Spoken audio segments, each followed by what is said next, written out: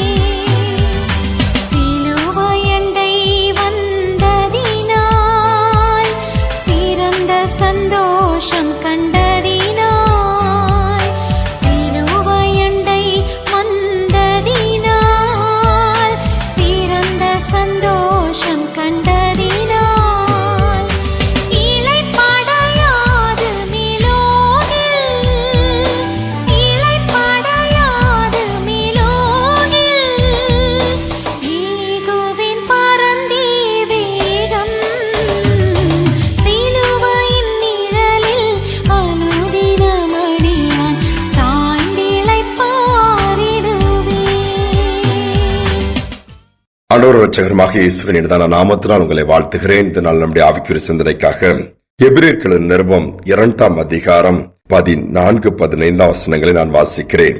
பிள்ளைகள் மாம்சத்தையும் இரத்தத்தையும் உடையவர்களாயிருக்க இயேசுவும் அவர்களைப் போல மாம்சத்தையும் இரத்தத்தையும் உடையவரானார். மரணத்திற்கு அதிகாரியாகிய பிசாசானவனை தமது மரணத்தினாலே அழிக்கும்படிக்கும் ஜீவகாலமெல்லாம் மரண பயத்தினாலே அடிமைத்தனத்திற்குள்ளானவர்கள் யாவரையும் விடுதலை பண்ணும்படிக்கும் அப்படியானார். இயேசுவினுடைய மரணம் ஒருவேளை இந்த மனுக்குளம் இயேசுவை அறியாதவர்கள் புரிந்து கொள்ளாதவர்கள் பெரிய தோல்வியாக நினைக்கலாம். அப்படி அல்ல. எதற்காக இயேசு மரணத்தை சந்தித்தார்? அழகாக சொல்லப்பட்டிருக்கு. மரணத்துக்கு அதிகாரியாக இருப்பவன் பிசாசு.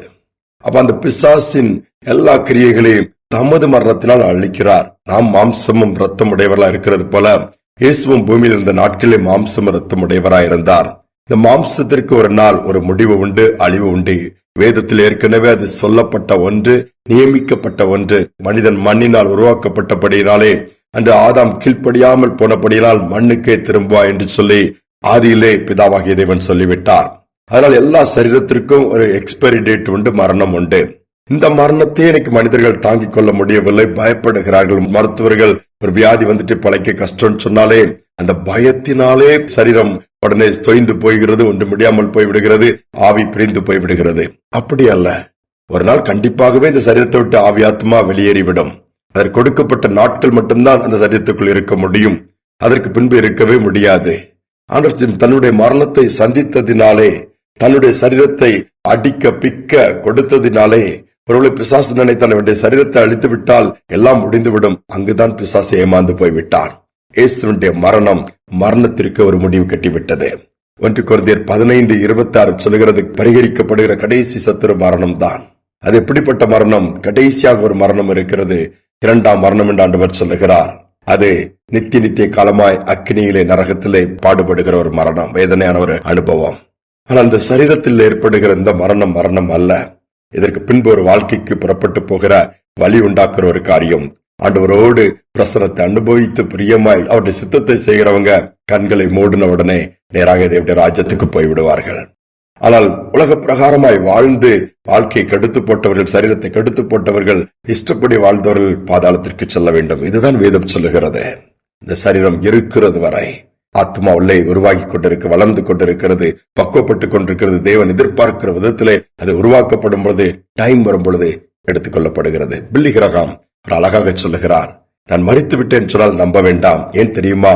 என் சரீரம் தான் இங்க இருக்கும், அதற்குள் இருக்கிற ஆவி ஆத்மா என் ஆண்டோடைய சமூகத்துக்கு போயிடும். இன்னொரு வீட்டிற்குள் நான் போய்விடுகிறேன் என்று வீடுதான் மாற்றப்படுகிறது.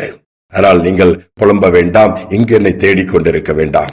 இந்த சரீரத்துக்கான நாட்கள் முடிந்து விட்டது, அவ்வளவுதான். அடுத்து அதற்குள் இருக்கிற ஆவி ஆத்மா இன்னொரு இடத்துல தேவன் அதை அழகாக கொண்டு போய் வைக்கிறார். அங்கு போய்விடும், இங்கு அல்ல. அதனால் அந்த எது முடிந்து விட்டது நீங்கள் நினைக்க வேண்டாம். இதுதான் உண்மை.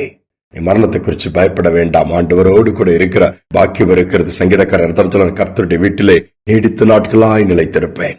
சோர்ந்து போக வேண்டாம், பயத்தெல்லாம் தூக்கி போடுங்க. ஆண்டவர் இருக்கிறார். இம்மையிலும் எனக்கு இயேசுதான். மறுமையிலும் நீங்க தான் சொல்லி அவரே சார்ந்து கொண்டு பாருங்க. இயேசுவின் மரணம் நித்திய காலமாய் நரகத்துக்கு போய் சாக வேண்டிய, அங்க பாடுபட வேண்டிய நிலைமையை மாற்றி இருக்கிறது. அதன் மூலமாக மீட்பு ஏற்பட்டிருக்கிறது. மீண்டுமாய் அவரோடு வாழக்கூடிய ஒரு பாக்கியத்தை ஏற்படுத்தி இருக்கிறது. ஜெபிப்போம். அன்பின் தகப்பனே, கல்வாரி சிலுவையில எங்களுக்காக ஜீவனை கொடுத்தபடினாலே எங்களுக்கு ஜீவன் உண்டாயிருக்கிறது என்பதை வார்த்தை சொல்லுகிறதப்பா.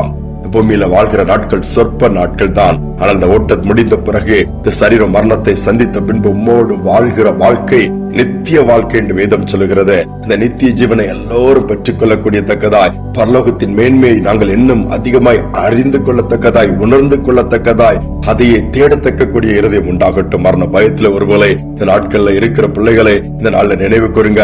ஐயோ, எனக்கு இந்த வியாதி வந்து விட்டது, ஐயோ எனக்கு இப்படிப்பட்ட பலவீனம் வந்து விட்டது, ஐயோ நான் செத்து போய் விடுவேனோ என்று சொல்லி பயந்து பயந்து வாழ்கிற பிள்ளைகிட்ட இந்த பயத்தை எடுத்து போடுங்க. இந்த சரீரத்திற்கு தான் மரணம், அதற்குள் இருக்கிற ஆத்மா விலையேறப்பட்டது.